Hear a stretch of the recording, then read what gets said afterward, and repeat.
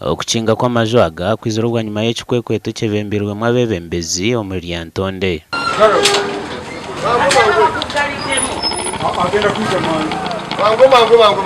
Wenjogerera tukoze bulungi bwansi tulina amaduuka getugadde kusaawo wenjogerera tuli mu kuyonja mu kitundu ekya Kochi D era wenjogerera tulina ebibanda byetugadde ebya firimu tumaze okulabika nti lisiti ekyali nene nnyo era tugenda gata jalinga 30 era tujja kuba tubawa amannya gaabwe mu kiseera mu maaso singa n'ababalanya okukola bye twagala.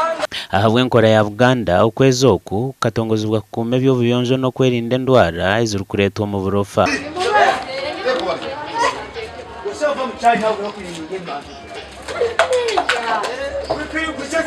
Eki kiriyo nikikorwa omu masaza goona 18 ga Buganda. Tumenyeko toilet emwera kubanga bamuwa warning yagala okugizimba naye tusazeewo tugimenye tusobole okuzimba toilet empya.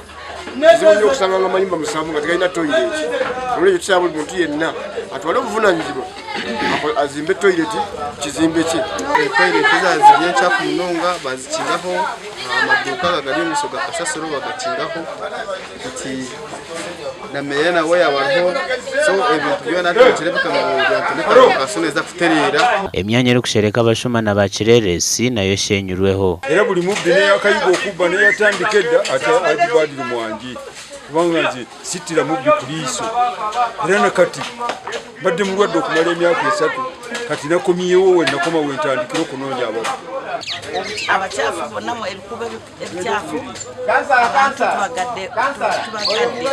bali mu kulya bali mu kukola Gashaka Sande Ke William. abasajja bano